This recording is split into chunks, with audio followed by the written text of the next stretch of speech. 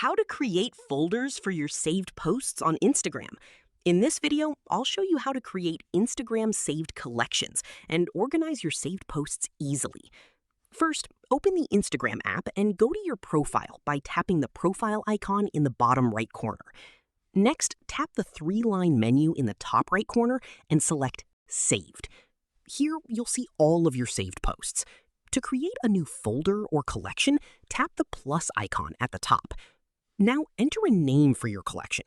This can be anything you want, such as travel, recipes, fashion, or favorites. Then tap Next.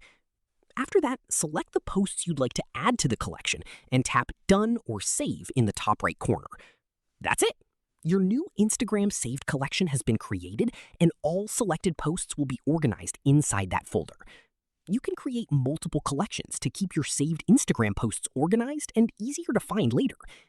If this tutorial helped you, don't forget to like the video and subscribe for more Instagram tips and tutorials. Thanks for watching.